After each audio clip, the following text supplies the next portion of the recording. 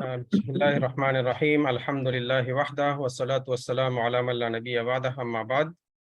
Dear brothers and sisters, we are going to start our last session of today's activity. We have our resource person, Ustaz Mamoon Azami, joining us from East London.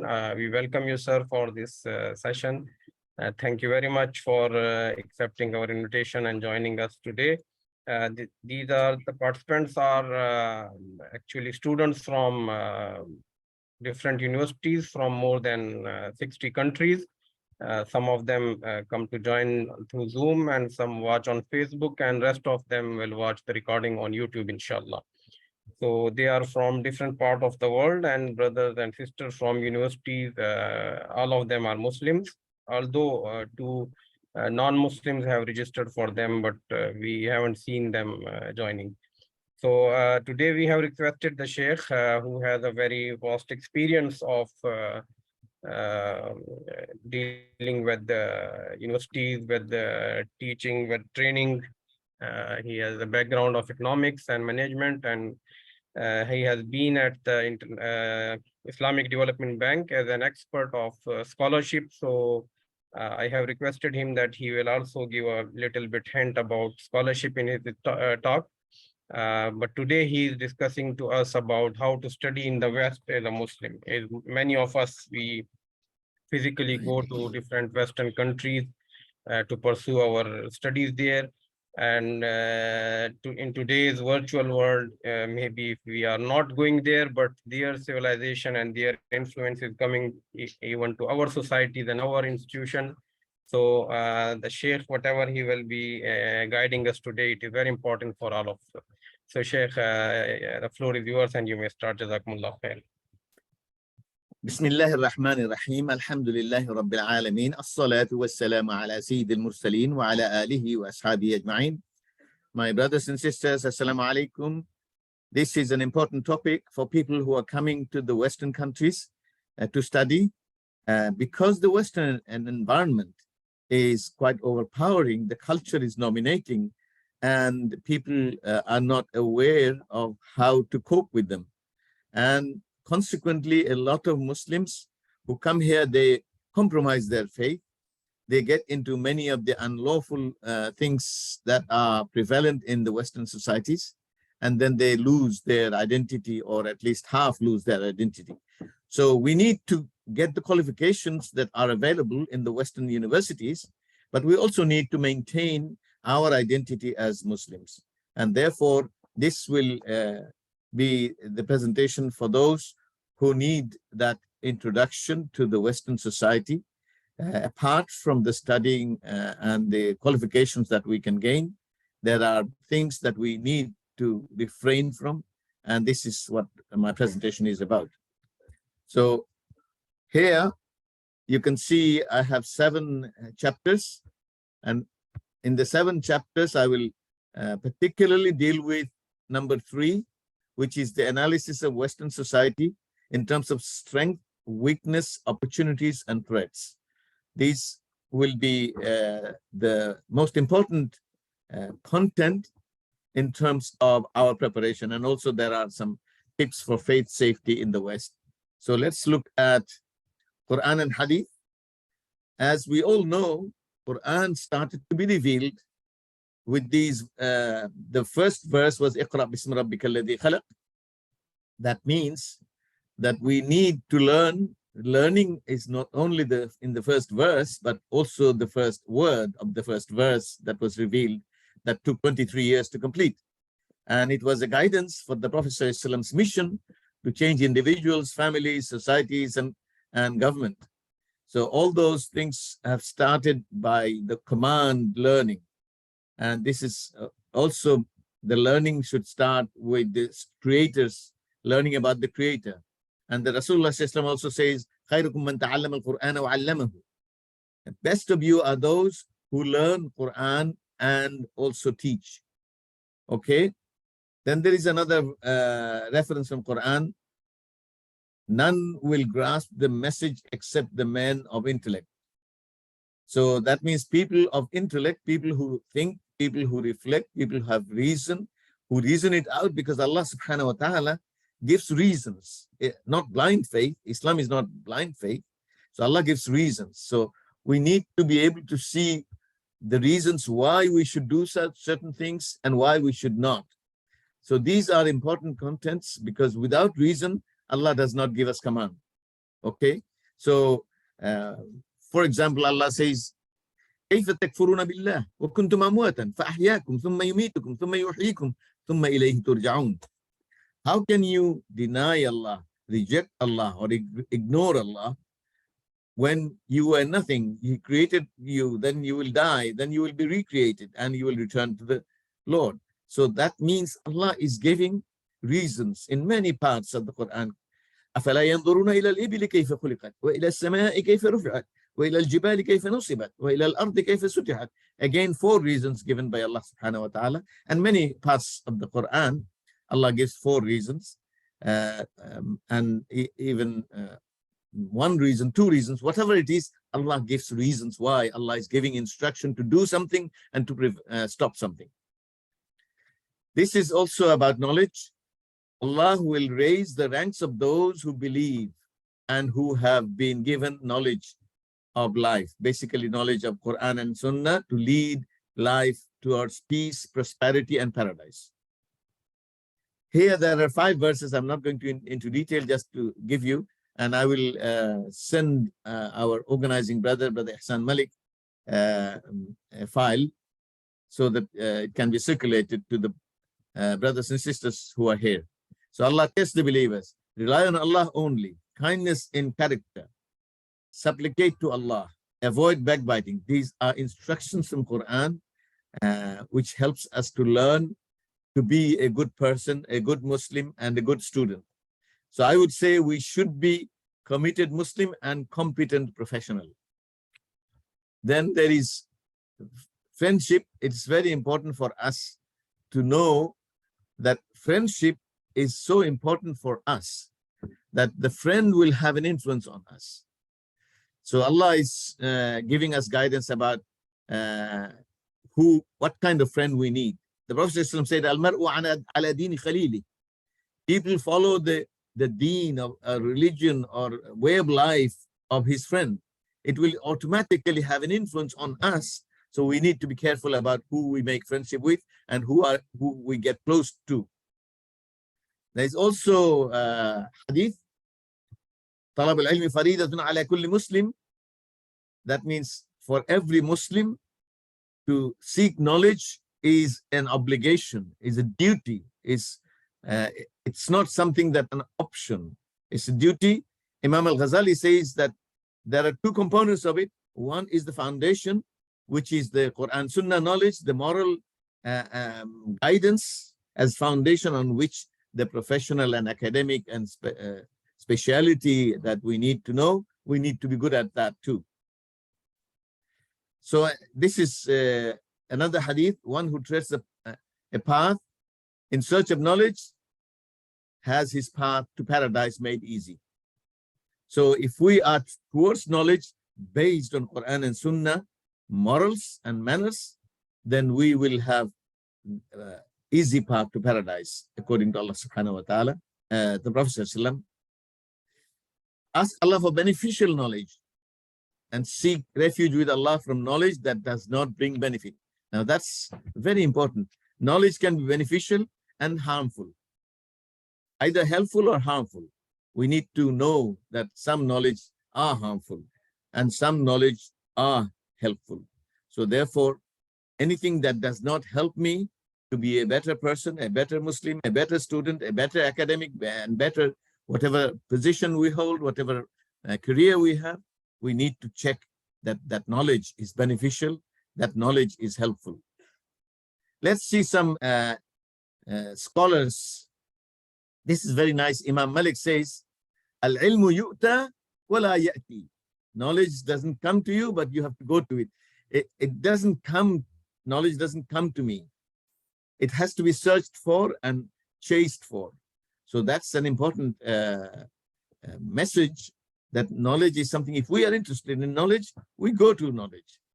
Like, and many of you want to come to the Western countries, you should remember that during the Muslim rule in Spain, The Western countries used to come there because that was the center of learning. That was the center of learning. And a lot of scientific research was done in Spain. And at that time, Muslim language was Arabic. So they had to, just the way we learn we come to the Western countries and learn Western language and then study. In those days, they had to learn Arabic and study in universities in Spain that were run by Muslim scholars and scientists. Very interesting that Muslim scholars and scientists were the same person.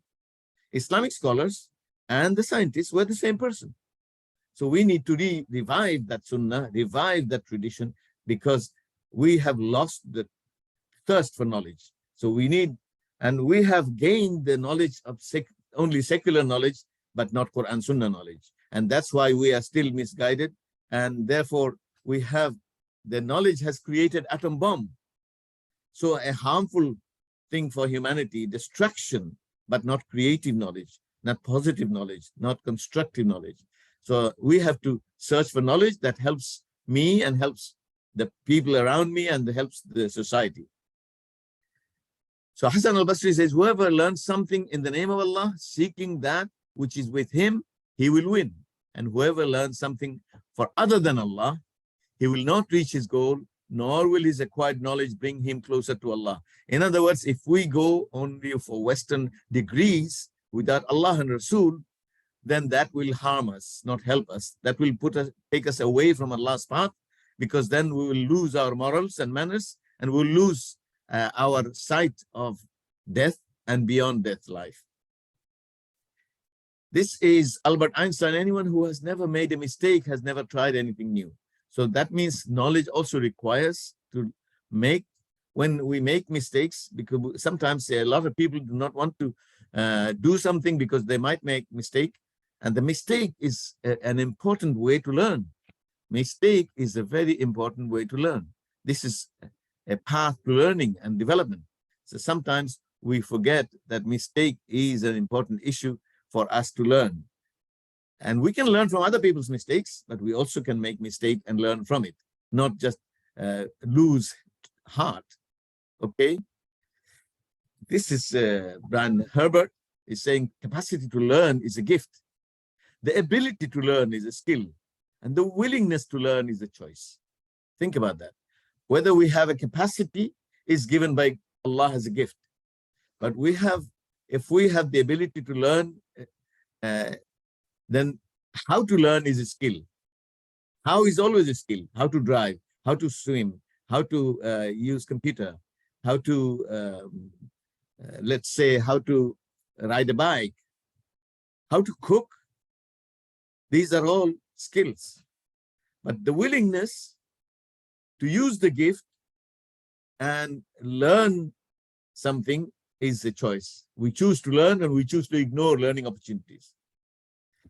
Learning is a treasure, will follow its owner everywhere. Learning is something that wherever you are carrying the learning, the knowledge, the skill and attitude. I call it ASK, attitude, skill, knowledge. Attitude is the thirst for knowledge and valuing Allah and Rasul and valuing faith. And then we have skill, how to do things, knowledge, what to do, and then how to do. So these are important contents that we need to be able to recognize. Let's look at what I said is the fundamental point in terms of this presentation. 4 slides of 9 issues each, about strength of Western society, about weakness of Western society, about opportunities of Western society, and threats coming from Western society to us. So these are Western society strengths. There are human rights, dignity for all people, freedom of thought and action, democracy in political decision making, rule of law for both powerful and powerless. A lot of powerful people had to leave their position because they broke the law. Justice and fairness to citizens and residents, equality of religions, races, ethnicities, genders, benefits to unemployed, sick, underemployed. You know, they provide benefit. If there is somebody has no job, then the government will pay money to live. Then balanced rights and obligations for everyone. Free education and health services for all. Now that's, in UK at least, university is not free anymore. For the local people, they pay lower charge, and overseas people pay higher charge. But until pre-university, until 18, the education is free and health is free for life. So that's an important issue for us to understand. These are the good things in society here. Then what's bad? They have a record of colonial oppression and plunder from other countries. They went to other countries, occupied them, oppressed them, and looted them. They also have institutional prejudice, racism, and Islamophobia. That's why Muslims with Muslim women with scarf has become a problem for them. But it's a personal choice and religious freedom. But institutions are biased against religious Muslims. The compromising Muslims are welcome. Religious Muslims are not. So there is an institutional, even the law is right, law is there, but the law is applied prejudicially with Islamophobia and racism. There is also permissive society. There is no morals here. Anybody can do anything as long as it's not physical harm, but moral harm is okay. There is a rich and poor, powerful and powerless difference here. That's invisible. That's not by law, but by practice, by culture. Then there is a visible socioeconomic and political inequality that we can see. The rich are always in control of things. Then they have foreign policy double standard. So they deal with Ukraine as, shall we say, Russia invading, occupying parts of Ukraine, and then Israel occupying Palestinian land has no problem. So you can see double standard there. So this is also weakness of the Western society. And then they have the immorality in education and social policy. They are very proud of it. For example, homosexuality is a matter of pride for them, and they call it Pride March. Pride March is what they call it. So they are immoral and against the nature, but they still are proud of it. So this is weakness, and we have to, from our heart, we have to say these are sinful acts, and we are not part of it. It should not be normalized in our hearts. That's the important thing. And media is biased against religious Muslims.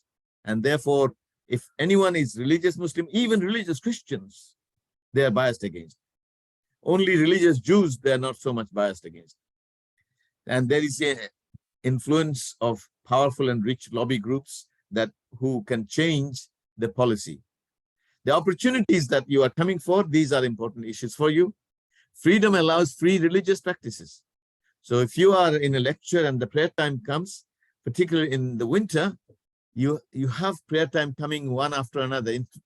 Between 12 and 4, you have 3 prayers. So 3 prayers in 4 hours and 2 prayers in 20 hours. That's the winter time. Summertime, they're all spread out.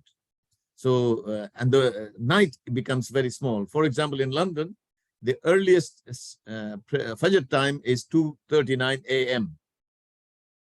And at that time, and the latest Maghrib time is 9:30 p.m. So you can see that we end up something like 19 and a half hours of fasting during summertime. So this is something to note about. There are high-class universities for us to develop our intellectual capacity. These are centers of global power and authority. Therefore, we can learn something from them, how they do it, how they maintain their global power and authority. There are opportunities to excel in most professions here. Then open to dawah to influence individuals. So our Muslim people are setting up stalls in front of centers where crowds gather, like markets or railway stations and places like that. And they do dawah work, and many people become Muslim. They certainly take Quran, and I would recommend that you start with Quran as the #1 dawah tool, because when Allah talks even in their language, it will still have Allah's message. And my message would not be as powerful as Allah's message. 80% of the reverts in the Western countries, I I found that 80% of them became Muslims because of the Quran, not because of the Muslims. That the Muslim standard is not so good. So therefore, Muslims are mostly running people away from Islam, driving people away from Islam. So this is important for us to understand that we have to use the Quran without Arabic to the non-Muslims so that they can understand Allah's message. Then we have the chance to join any open discussion on behalf of Islam. We can go and say this is how Muslims view things. The global, shall we say, global mindset and global perspective and humanity perspective from Quran and Sunnah. So that's our opportunity. We also have those who gain passport here. They can go, for example, British passport does not require anyone to go to the to have visa for more than 170 countries. So that means if you can gain passport, and certainly in UK, any postgraduate study, after study, you have work permit for 2 years. So, and if any employer takes you, then you settle down and you can get passport in due course. And then you can go around the world, do dawah work. You don't have any visa requirement. You land and then just get visa on arrival. You also have to understand the Western mindset so that you can influence them. And the powerful people, if they are influenced, they will join. And there are many people who are joining Islam. And also opportunity to join the power structure. That's also an important issue. The threats to us is really also important. We don't have any control of the social environment, the moral environment. The society is immoral, and it can easily corrupt us, our morals. There are risks of drugs and pornography and unlawful relationship and internet. All those things are free. Every haram is possible. And there is, the Western society is very much sex-oriented, and the lesbian, gay, bisexual, and transsexual, these things are being promoted as normal relationships in schools. And primary school, they start with 4 years old. So this is something, a threat to your children. If you're coming to study, and if you have family, then the children will have these. There are Muslim schools where they have different kind of teaching. So this is important for us. There are legal powers for taking children away from parents. If they think, in Germany recently, Muslim parents who taught them that homosexuality is sinful, and they just took the child away. They said the parents have corrupted the child to make that comment. So, and the child didn't want to go, and they forced, I have seen the video. So this is also a threat. There are legal powers by which they can take like that. So divorce, cohabitation, and illegitimate children are so much in many Western countries. Illegitimate children without marriage are more than the children within marriage. And divorce is so widespread. 50% is divorced within the first year of marriage in this country, in UK. There is high mental illness and suicide. You should go to Samaritans.org, Samaritans.org, to show that they receive something like 5 million calls a year to their 27,000 volunteers, because it is only a suicide prevention project, and then more than 20,000 attempt suicide, and more than 6,000 actually die of suicide. So, and 75% of them are men. So this is something that you should be aware of. And you have the self-centered, everybody's for himself, and there's no social care issue, and families are damaged because even within the family, and now with screen, with smartphone, it has damaged the families more. So there is loneliness among old people, and even though there are children, the children don't care about old parents. So all these things are the ills of Western society. They are suffering from it, and Muslims who are not aware of it and not protecting them from it will be subject to the same sufferings. Okay. Practical issues. There are food, you have to check the ingredients to make sure it's halal. The toilets, public toilets have no water supply because they're not used to such cleaning process. In prayer, the direction is can confuse you. So you need to have a mobile direction compass.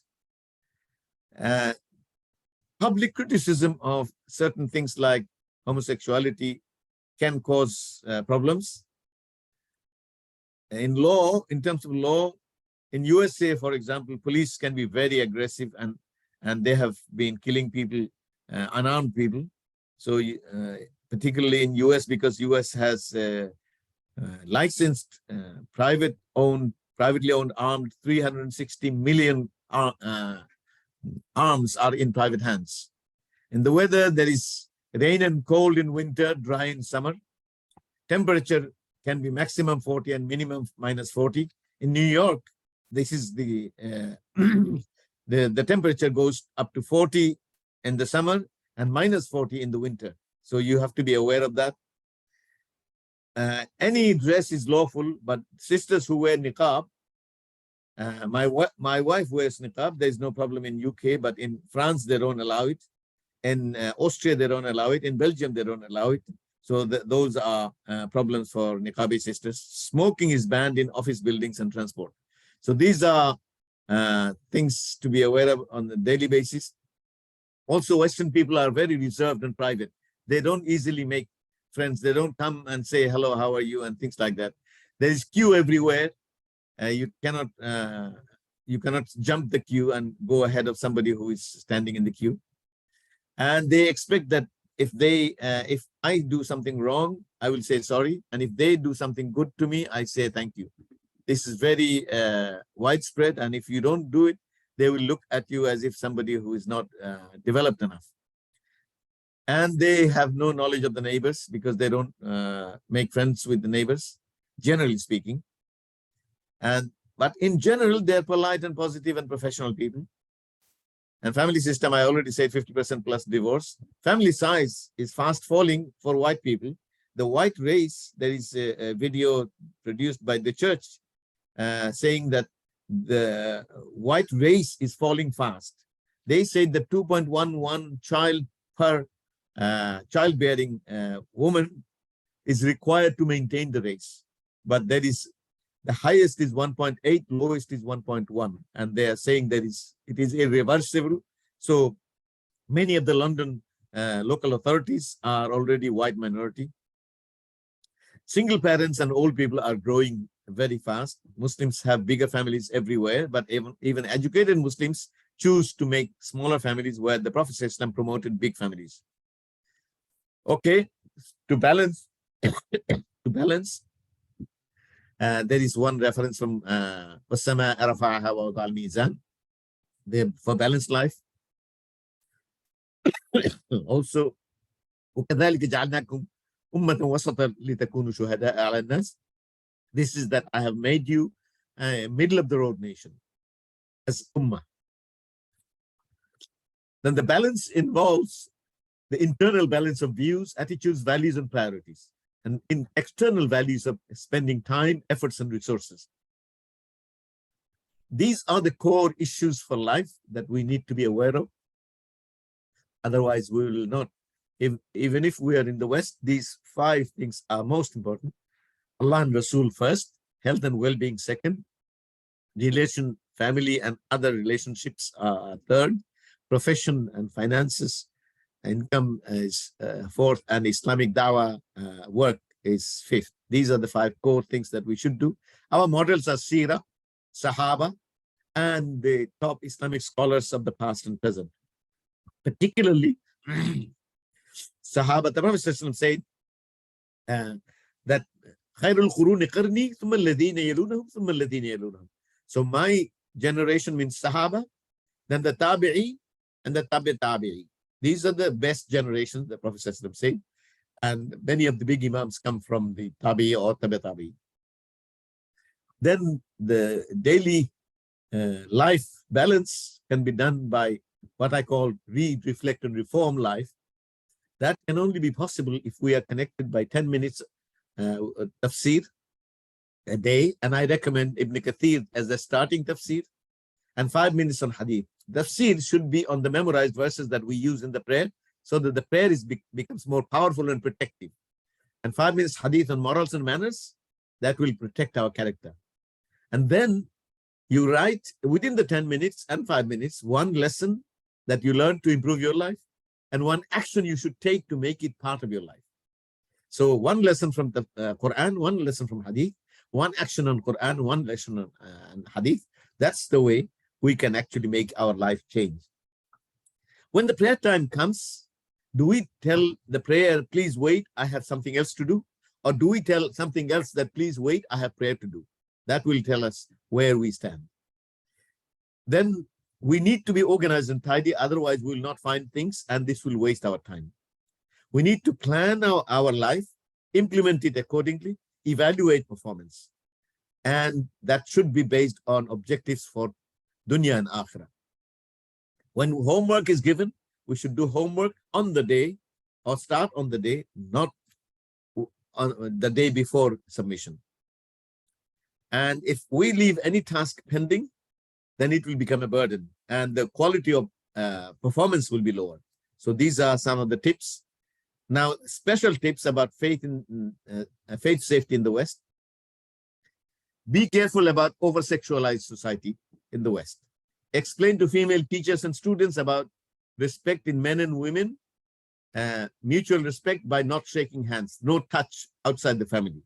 And this is what I have worked in the British public service for 15 years, and this is what I have been able to achieve. I have been able to tell them, and they respected it. And when they ask you for parties, mixed drinking parties or dancing parties and music parties, softly and firmly say no. I remember when I was being called for a Christmas party where there will be mixed drinking and dancing and music and low light. So I said that this is not my kind of party. They said, why? What is it? I said that if you talked about teachings of Jesus about how to improve life, I will come. But you are not doing anything, Christmas party, nothing to do with Christ. That's not my kind of party. Sorry, I do not join that party where there is nothing to learn. So pornography is freely available. And there are what they call red light districts, is where the prostitutes have on the window red light to show that they are attracting customers. So that's why they are called red light districts by this society. You can see men, more than women, men are drunk on the street, and they can be abusive and aggressive. So where there is a dark path and deserted path, avoid that for safety. Okay, now I'll just give you, not details, but 7 tips. Time management issue. There are 4 categories of time: personal time that I have to do myself, social time with other people, professional time is when you study, it's profession or job, and organizational time is dawah work with an organization. So time management, multitasking is an important issue. So you can do 2 things at one go, and this is where the sisters are particularly good. They cook several items, they look after children, and if there is any call, they also attend the calls, so we can learn something from them. We can also share with others. We delegate, otherwise we suffocate. We can ask others within the family to help out. So we delegate, otherwise we suffocate. We can also seek advice and support from others based on what is urgent and what is important. If it is important and urgent, we do it now. If it is important but not urgent, we can put a date when I'll do it. If it is not important but urgent, we can delegate. And if it is neither important nor urgent, we can delete. So one is do it, the other is date it, third is delegate it, and fourth is delete it. Okay, so those are the 4D formula in terms of urgent and important. Review standard of living, and this is where I said Samaritans.org. This is where this is all about, peace and happiness cannot be bought from the shops. That's why rich are not necessarily happy unless they are connected with Allah, they have the morals. Materialism will not give happiness. So that's this country, UK, is the 6th richest country in the world, but they also have high number of not only lonely people, but also divorces, illegitimate children, and suicide callers, and attempted suicide and successful suicides. All these details are available on this site. This is the church project to prevent suicide. Quality time is important, not just spending time, but how to make the time productive. And time is a precious gift of Allah, 1440 minutes a day, and we should use it so that we are prepared for death and welcome from Allah's angels. Last is always ask Allah for guidance. We can help ask Allah for helping us and our families so that we can be leader of the muttaqin. Final slide, just read it. Instead of saying it, read it. There's a vision, mission, strategy, targets, implementation, monitoring, evaluation, and lessons. Excuse me. So that's all. If you have any questions, please ask. Jazakumullah khairan.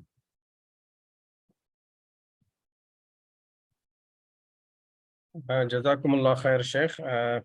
Yes, brothers and sisters, the floor is open for question answers. Any comments?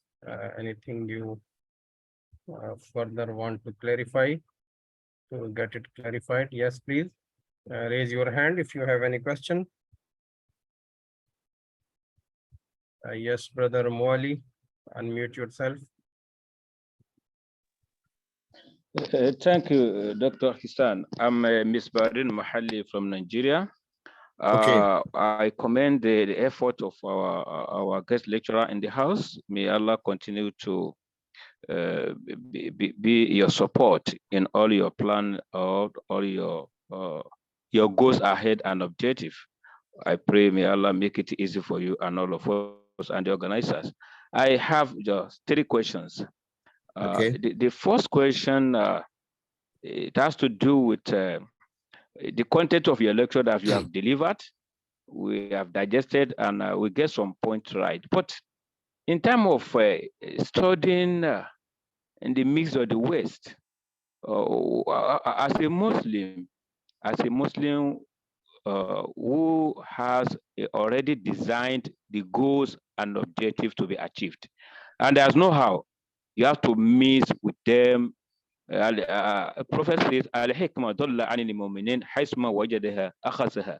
We have to meet with them. You have to learn here and there. What can you advise? Although we have learned a lot of things from you, and we see teaching and lesson and education is very important in Islam.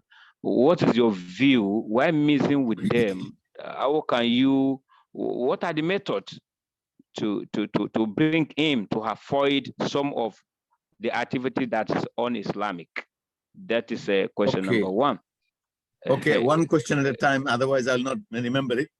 So in terms of making sure how to live as a Muslim with our moral standards, we need to know the standards and we need to follow them, and we need to, if we don't know what is right, then we will not be able to distinguish it from wrong.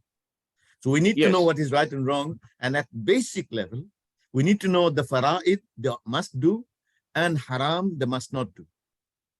So on the haram, particularly in relation to Allah, Imam al-Dhahabi has written a book. It's available in English, a PDF free download. The book is called Al-Kabair. So this is, but in terms of social relations, we do not have any book that connects all the haram or the fara'id. So I have asked some scholars to do that. So when you come, you have to know that this is a kind of another society where morals are constantly changing. And what was 100 years ago in this country, the women were wearing like Muslims because Christianity taught that. But here now officially Christianity is in a minority, because people who identify themselves as Christians, even though only 10% will go to church, Those who identify themselves as Christians are 46% in this country. Black, white, whatever it is in race terms, but the Christians are 46%. And no religion is 37%. So you can see how fast the Western countries are becoming, shall we say, godless. And therefore, when you have no God, you have no rules, you change the rules. So majority will say homosexuality is fine, and they made a law to say it is fine. And they are preparing to make a law that in next year, that will prevent people from criticizing it or saying it is wrong. So that's also in the pipeline, because they have no permanent morals. It's a relative morals. They, whatever they feel like, they change. So this is the threat to us. So what we come is be prepared that those tests will come, and that we have to prevent. I am in UK for 51 years now. It has been very tough at the beginning, but now it is not tough anymore. Because wherever I go, I do dawah work. Whoever I meet, I give at least one message. For Muslims, I have a particular formula. For non-Muslims, I have a formula. For Muslims, I have 4 E's. And for non-Muslims, I have SAFE, safe, as a formula for dawah. So those are things. SAFE. I say just search the truth with open mind, accept when your heart and mind finds it true, follow it if you have accepted it, and evaluate performance. So search, accept, follow, evaluate. That's for non-Muslims. I don't say, when I say search and I say read your 26 different versions of Bible, read Torah, read Quran and any other book you want, but be open and find the truth yourself. So I don't tell them to accept Islam, but I give them the seed of thought and the process. So that safe is search, accept, follow, evaluate. And I say, if you want to be safe, because you don't know if you don't know what's going to happen beyond death, then you can't come back. It's a one-way street, and it's going to be difficult for you. For Muslims, I say, engage means make friendship. Educate is give Islamic dawah. Then encourage when they take interest. Empower when they are willing to do the work themselves. So engage, educate, encourage, empower. Those are the 4. So those are, if you are always on dawah mode, classmates, you can do dawah. Just give them, then they will not give you dawah for corruption, because they know your standard and they know where you stand. Okay, so that's one question. Question number 1, just mental preparation and preparation to dawah. Those 2, and be polite and firm, and do not compromise what is not compromisable. So that way, and we don't have to be rude, but we need to be polite. Make sure that's number 1. If anybody else has any question, I will come back to you. There is brother Empirwe Ramadan. Brother Ramadan? Yes, please. Then I will come back to you, Brother Mwali. Assalamu alaikum wa rahmatullahi wa barakatuh. Wa alaikum assalam wa rahmatullahi wa barakatuh. This is Empirwe Ramadan by the University of Science and Technology from Uganda. Actually, where are you from? From Uganda. Okay, I've been to Kampala and Mbale. Oh. I was in Islamic University in Uganda to give training to staff about project development and management. MashaAllah. So, and I like the country, by the way. I like your country very much. Anyway, go ahead. Thank you. So actually, also I'm completing my master's, and I'm looking forward going for a PhD, probably outside. And this is my challenge. For me, I have a family. I'm a married man with 2 wives. So now I consider going for a PhD for years, being a humble financial background. if I go, it means that I have spent some good years before coming home. That is already some stress to the family, and stress to me. I don't know. So what is your question, brother? My question is, what do you advise? How do you survive shahawa in such a hostile environment for a long time when you have left your family home? Well, number one is, if you are doing masters, it is better for you to save money for 1 year master's course here in the West. Why? Because after masters in UK, you get 2 years work permit. Then you can bring your family. I'm completing it here. It is already done. I'm in dissertation. I know. I'm saying that if you do double masters, otherwise, if you go into PhD, it's a 3 year plus business, and then you will not have work permit until you end. So if you do that, and then you can do 2 years work and PhD part-time, and then you bring your family can also work, and that way you can actually support yourself. You can also apply for a scholarship to Islamic Development Bank, isdb.org. So it's an online application. I used to work in Islamic Development Bank Scholarship Division, although I was in charge of community development program for 51 countries, but I was also in the same office. Other people were managing the scholarship administration, and I was involved with that, but I was not in charge of it. I was in charge of community development program, which is primarily a leadership development program.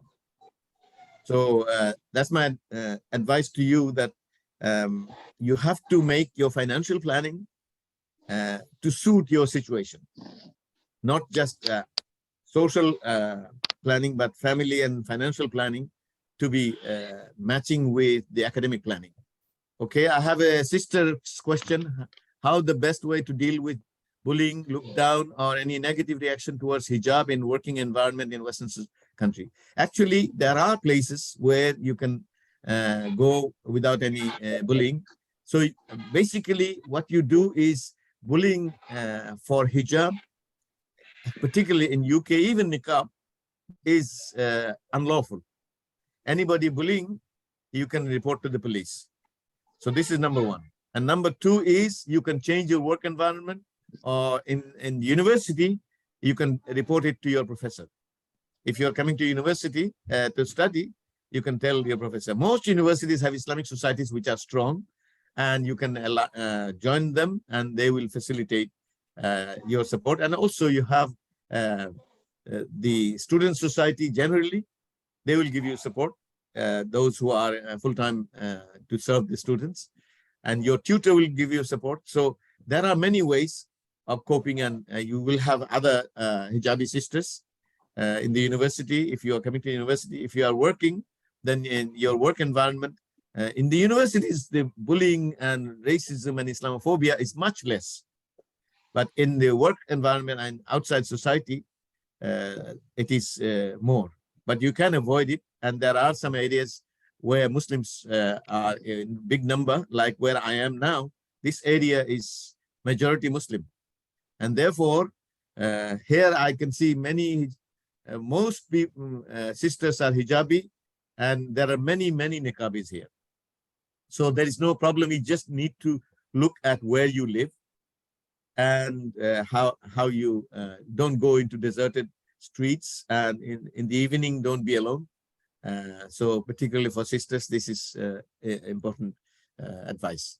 And specific advice can be given to specific countries, and I have contact in most European and North American countries, and I can connect you if you are choosing to go to Canada or America or Australia or New Zealand or any of the European countries. I have many people that I know in those countries, so I can give you connection in that country, so you give more specific advice.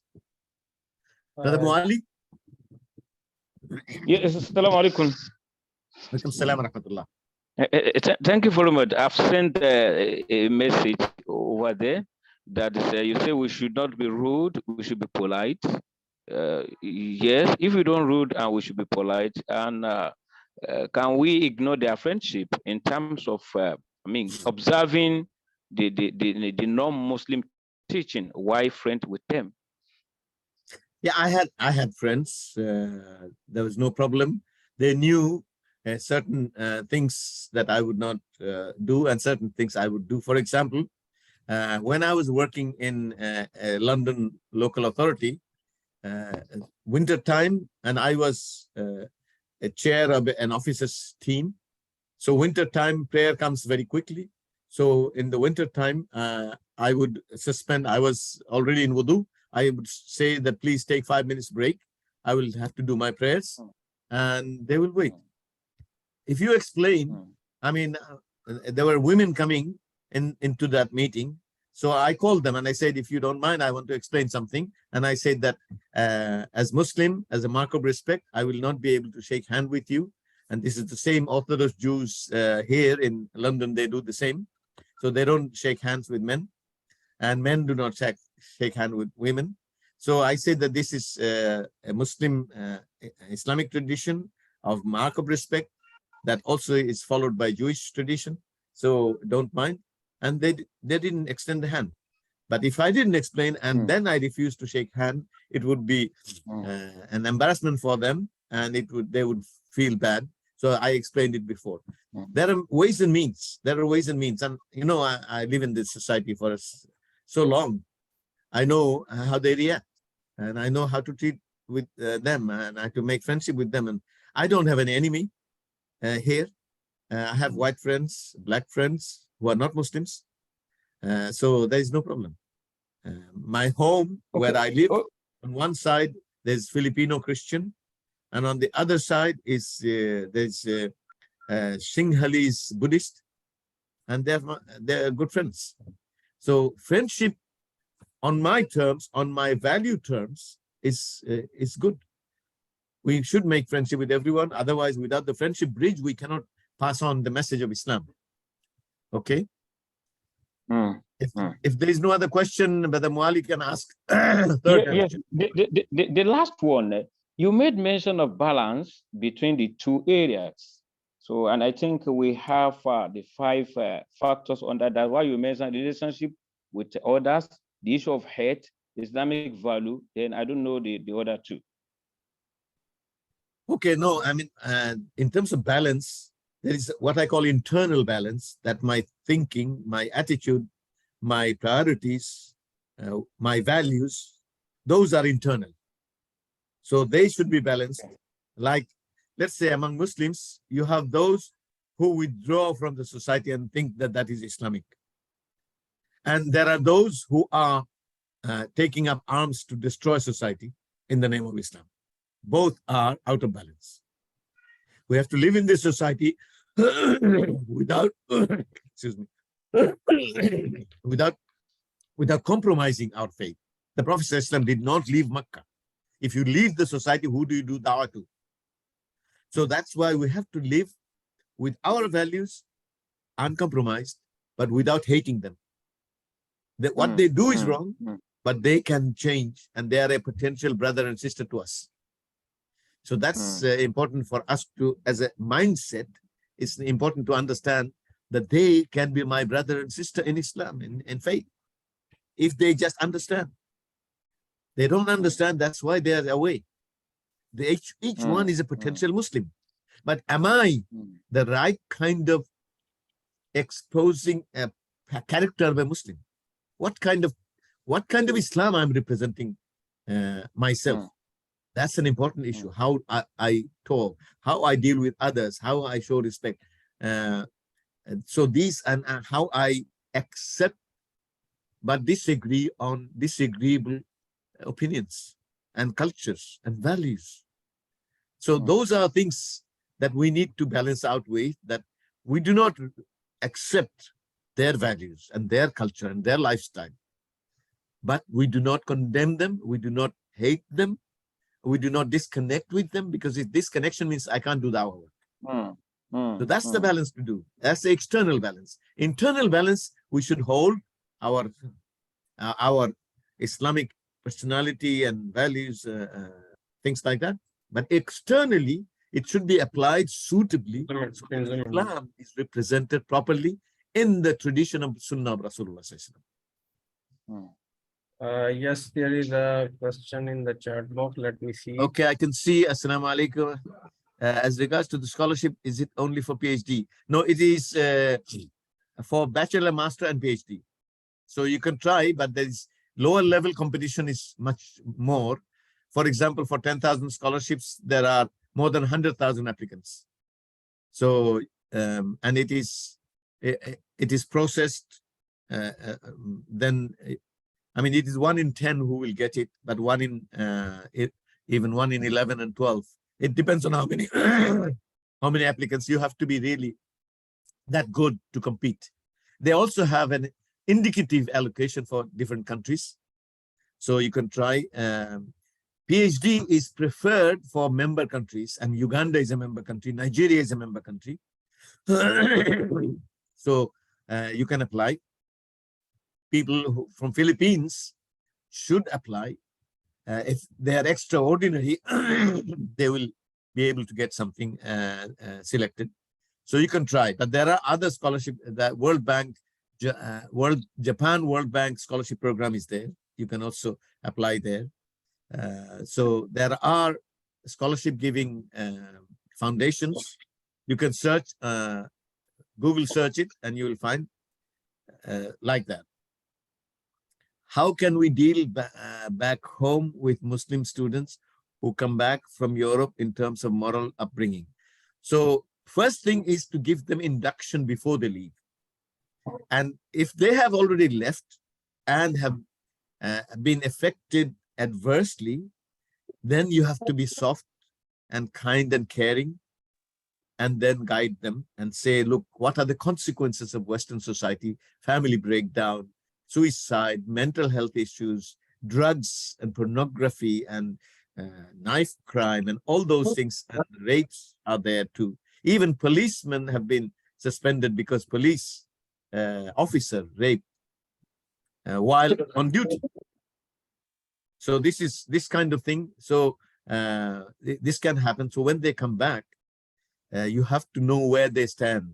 And then it's like a doctor, spiritual doctor, know where they stand, what are their weaknesses. So ask them, how was it? How do you find it? How did you manage with your faith? Things like that. Ask probing questions to learn what their internal personality and mindset and attitude is. What changes have taken place. You have to know them first. In other words, what diseases they have brought back. And then you treat the disease according to Quran and Sunnah and your wisdom, inshallah. Okay. There is a question about isdb.org portal. It's open all the year round, but it's normally advertised in December, early December, and it is closing date is end of February.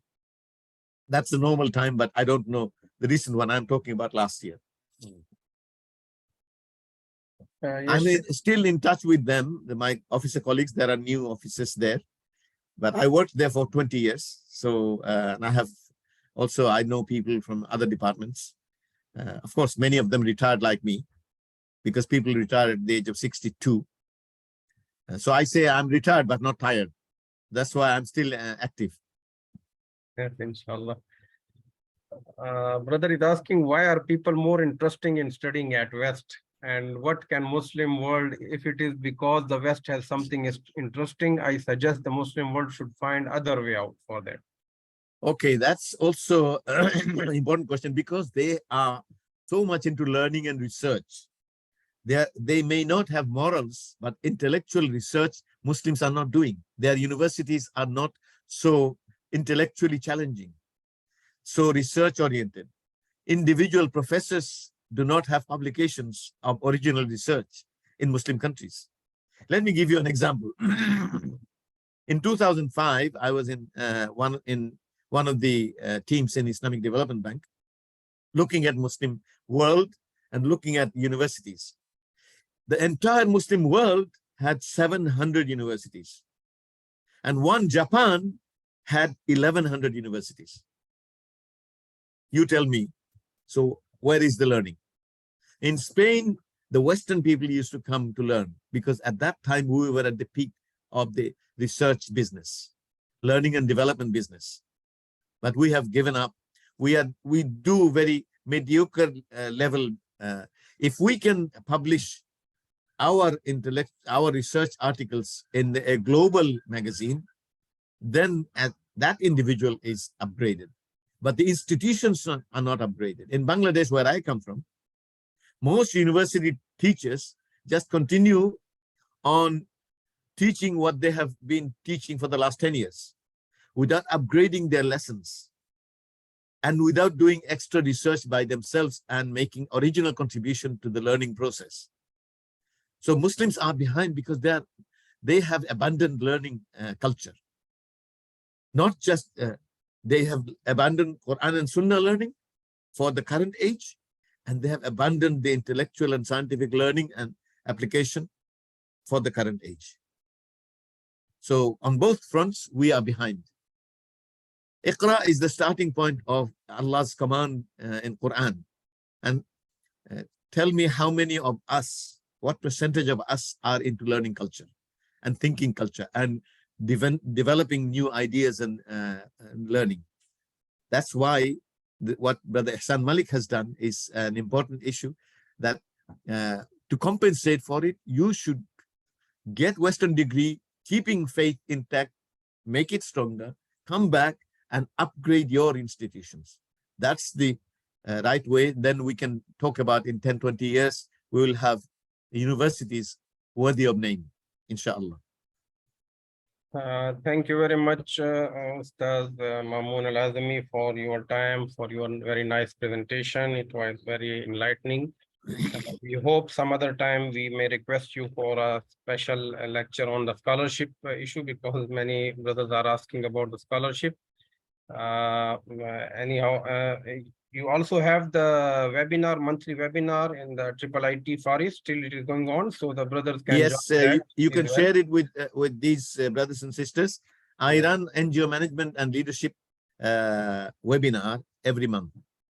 It is for people of Middle East, Africa, Europe, North America, South America.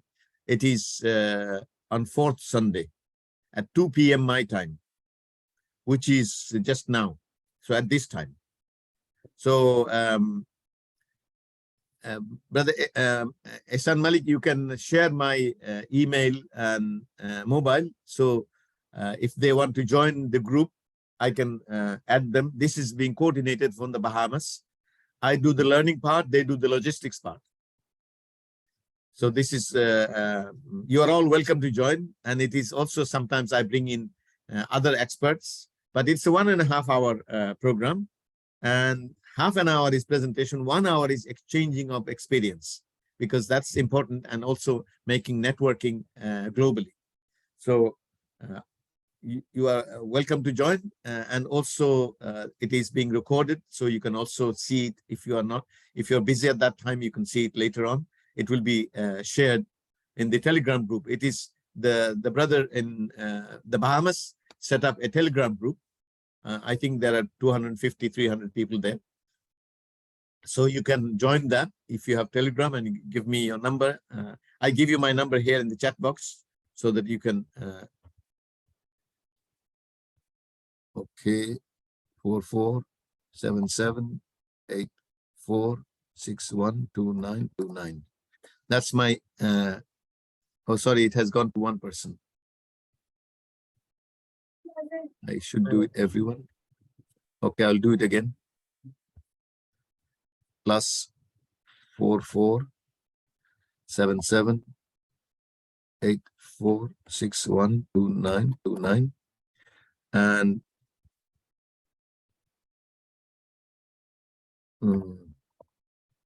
because I'm doing it on behalf of the IIIT, which is International Institute of Islamic Thought, based in US, but they have asked me to do it, so I'm doing it.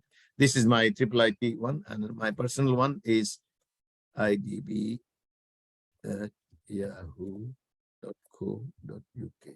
So these are my contact details. So inshallah. Okay, so I have another class to run. Yeah, thank you very much, sir. Inshallah. So we stop Okay, here. And thank you very I much. ask your dua, everyone's dua. Inshallah, I will be available for any. If I'm free, I do it. Inshallah. Okay, brothers and sisters, we stop here. Jazakumullah Assalamu khair. We are ending our sixth day. And one more day left. So inshallah, we will meet tomorrow for 3 more lectures. Jazakumullah khair. Subhanakallahumma wa bihamdik. Nashhadu an la ilaha illa anta nastaghfiruka wa natubu ilayk. Assalamu alaikum wa rahmatullahi wa Wa alaikum barakatuh. assalam wa rahmatullahi wa barakatuh.